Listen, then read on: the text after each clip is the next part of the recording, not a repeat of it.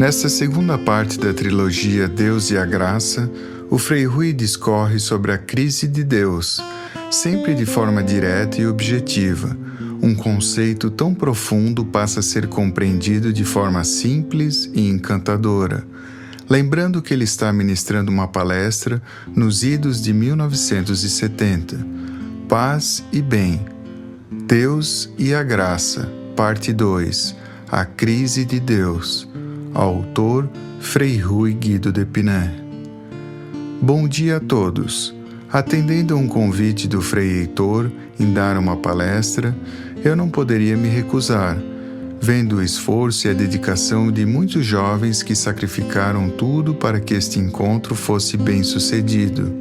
Eu, pessoalmente, não gosto de dar palestras, mas neste mundo não dá para a gente se dar ao luxo de fazer somente aquilo que é agradável.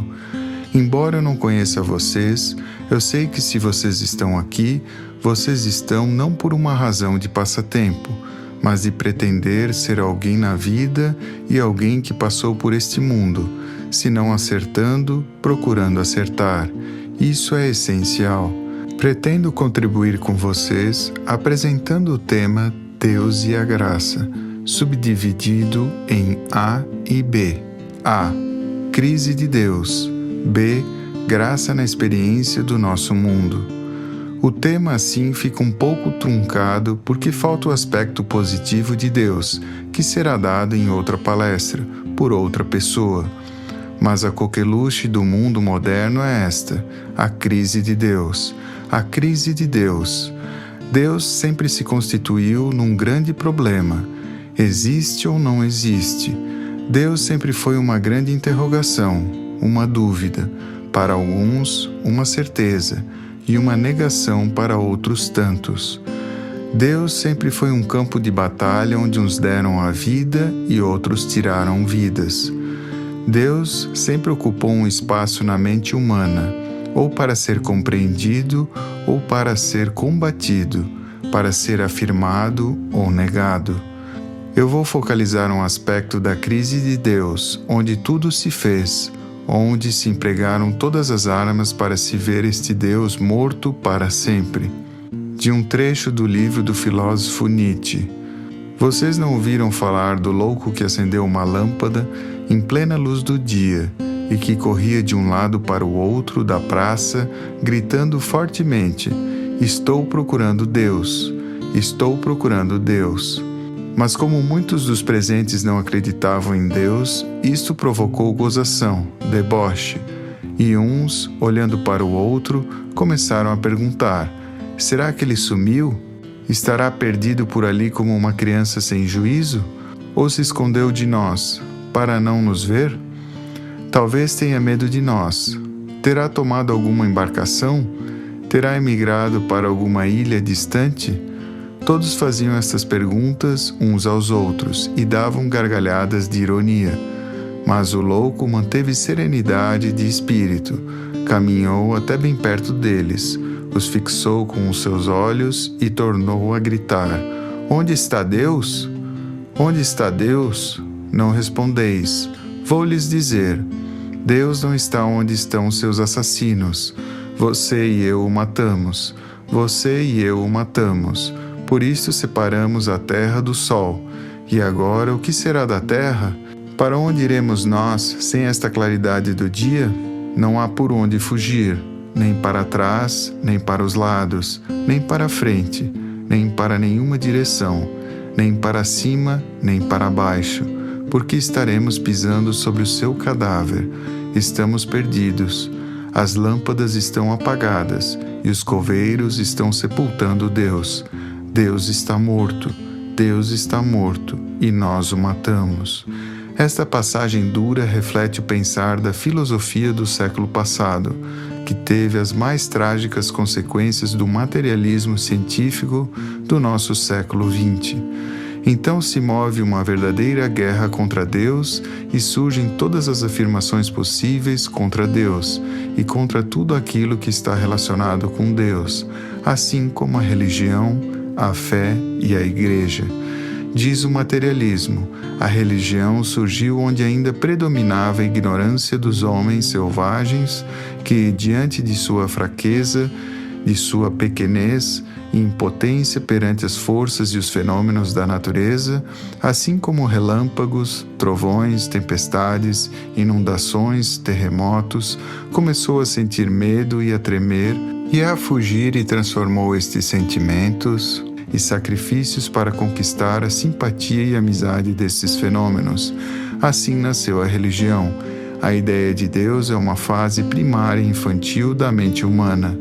Quem quiser viver de ilusões, de magias e de superstições, tem o direito de fazê-lo, mas enquanto cada um não se libertar, estará como um cão acorrentado a um tronco. Mas quem quiser viver acorrentado, tem o direito de fazê-lo. É melhor viver na ausência de Deus, é uma preocupação inútil a menos. Deus é um fato superado. Quando se pensa nele, é para lembrar o seu sim. Diz Sartre: ninguém deve se preocupar. Se Deus existir, é uma existência tão incerta e anônima que não incomoda ninguém. Logo, pode ter o seu lugar. Afinal, um verme também existe e não molesta. O homem é um ser inteligente e adulto. Não precisa de bengala para andar. Ele sabe caminhar sobre seus próprios pés. Diz: enquanto existir este monstro perdido no espaço, os homens estarão em perigo de serem roubados pela alienação e pela fantasia. Diz Marx que a matéria sempre existiu e que tudo o que existe é matéria e nada mais. A sociedade humana é uma forma mais avançada da matéria. No humanismo científico, disse que a hipótese de Deus não é necessária. A ciência dispensa a Deus porque é autônoma e tem os seus próprios meios para existir. Ainda pergunta se é possível ainda se afirmar a existência de Deus quando existe tanto mal por este mundo. Então, Deus é cúmplice da maldade. Como é possível uma criança inocente que nunca cometeu maldade nenhuma ser esmagada, perder uma perna, um braço, as vistas e ainda se afirmar que Deus é bom ou que Ele vê tudo? Ninguém precisa de um Deus deste e também ele não faz falta. Além do mais, como se explica que tanto homem crente morre miserável e tragicamente devorado pelo câncer ou outras epidemias e o incrédulo vive bem, vive uma vida longa, sem problemas e morre tranquilo? Diz um grande escritor francês chamado Voltaire: a igreja já caducou, está empurrada para fora de casa. Ela se assemelha a um mendigo que não tem mais nada para dar porque não passa de um mendigo. O cristianismo está se tornando cada vez mais supérfluo. A fé cristã não representa mais nada. Há muito que já morreu. Só falta sepultá-la. Num outro livro, ele diz de uma maneira sarcástica: a fé cristã ainda pode ser tolerada, porque já não tem mais nenhuma influência sobre os acontecimentos do mundo. Eu sei que tanto a igreja como o cristianismo têm o seu túmulo feito.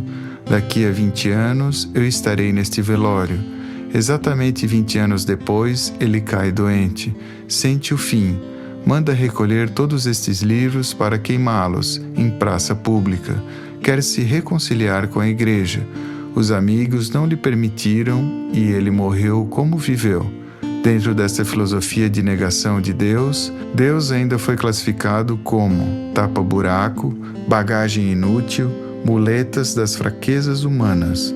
O Deus da segurança terrena, o Deus que salva dos desenganos da vida, o Deus bonachão das criaturas que choram, o Deus que afasta os miseráveis desta vida, o Deus que resolve os problemas, o Deus ópio do povo, o Deus curandeiro, o Deus comerciante e pagador de promessas, o Deus que se escandaliza com os maus, o Deus desmancha prazeres, o Deus super-homem, o Deus tirano, barbudo sentado sobre as nuvens, o Deus patrão da natureza, o Deus que manda para o inferno, o Deus bonzinho que salva, o Deus policial que vigia tudo, o Deus vingador dos seus inimigos, o Deus nacionalista que governa exércitos, o Deus fatalista que deixa tudo como está, o Deus que resolve os problemas da doença, da velhice e da morte, o Deus adocicado, refúgio dos sentimentos, o Deus eterno celibatário dos espaços. Para terminar esta parte, a pergunta que eu faço é esta: aos olhos de Deus, qual é a pior espécie de ateu? Aquele que de antemão nega a Deus, ou aquele que diz acreditar em Deus, mas vive como se ele não existisse, acredita em Deus, mas não faz nada por ele? Contrapondo a esta parte aqui, agora viria o outro lado da moeda, a presença de Deus, mas outros vão falar sobre isto. Agora o ponto B: graça na experiência do nosso mundo atual.